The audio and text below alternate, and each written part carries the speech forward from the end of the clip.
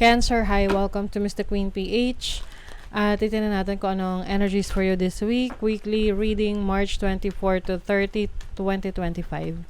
If you're interested in private readings, meron tayong link sa description. At sa pinned comment, paka-check nyo na lang information kung paano mag-book for a private reading. And please subscribe to our channel to show your support. Like, share this video, at comment na rin kayo kung kayo ay naka-resonate. Okay, Cancer, let's see. This is your overall energy, possible challenge, opportunity, blessing, energy ng money, career, finances, at ng love life, family. Bottom of the deck is the Four of Wands. Wow, celebration. Meron kayong na-achieve sa bahay. Maaring nakabili kayo ng bahay or nakapagpatayo kayo ng bahay. Or meron sa family na major event na magkakasama-sama yung angkan ninyo. A lot of work, a lot of marami kang kailangang asikasuhin ngayong week na to. Mga errands, more on travel. Parang pupunta ka dito sa lugar na to kasi may asikasuhin ka dyan, like lupa or dokumento.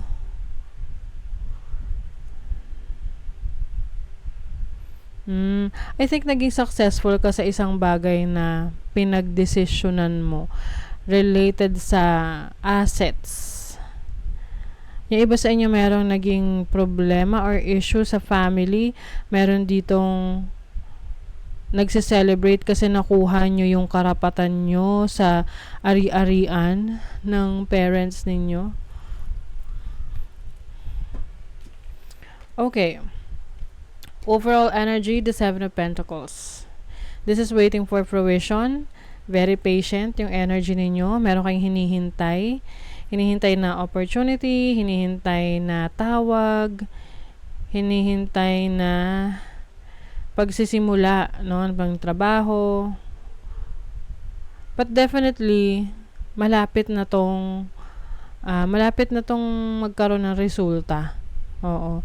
And also, kung nag-i-invest ka rin, kailangan lang patience dito kasi kailangan alagaan para makapag-harvest ka. Oo, tuloy-tuloy lang ang pag-aalaga. Challenge, the devil, nako.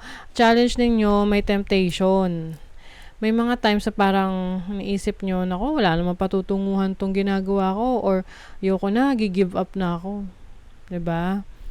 So, sino ngayon ang mahihirapan or sino matatalo, 'di ba? Kung mag-give up ka na. Sayang naman yung mga nasimulan mo.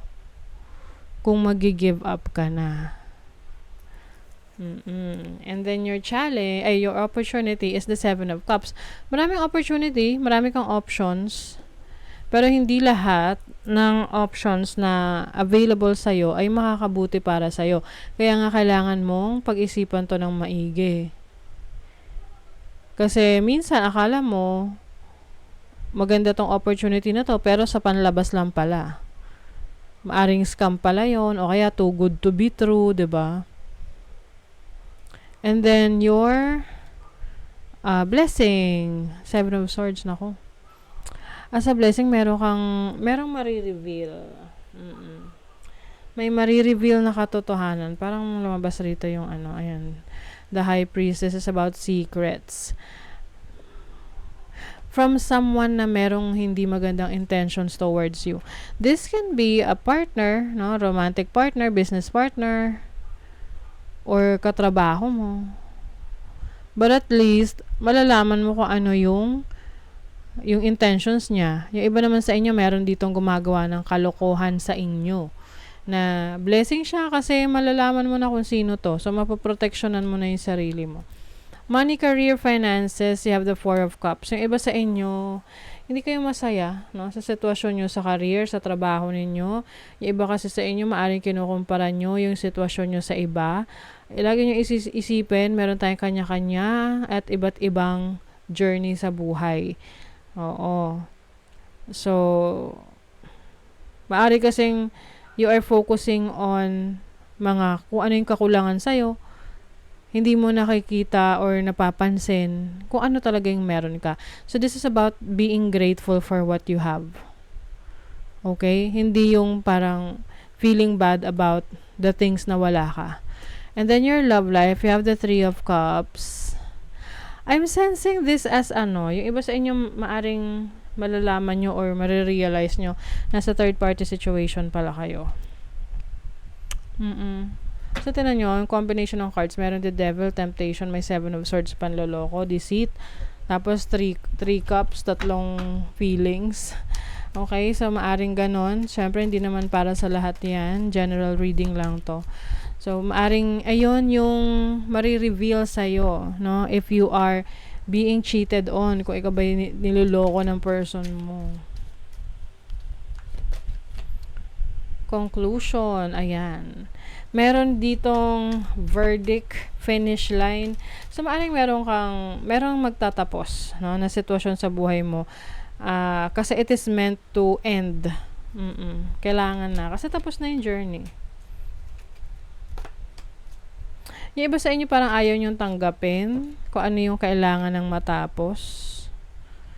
Pero the moment na tanggapin mo yun, may magta-transform ka eh. You're about to change your life. You're about to focus on your passion. Catalyst for change. So, ayun nga. 'Di ba? May mga bagay sa buhay natin na it's either tinatanggal sa atin yun dahil merong mas magandang nakalaan para sa atin. So, yun na lang isipin nyo, lalo na doon sa mga nakikipag-break ngayon or magkakaroon ng separation sa relationship. Kahit anong relationship yan. Dahil sa trust issues. Healing, Chiron. You're open to healing.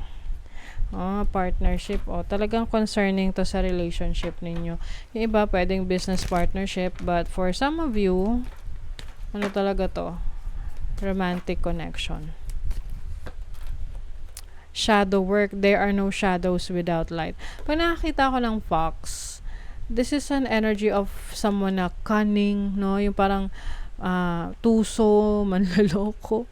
But, sabi nga rito, shadow work. It's like, reassessing your situation. Ano ba yung mga kailangan mong ayusin sa buhay mo? 'Di ba?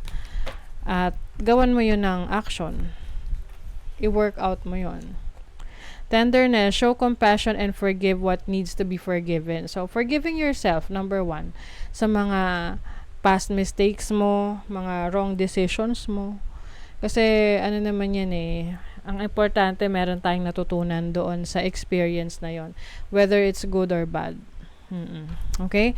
So, that is your reading, Cancer. Thank you so much. See you again.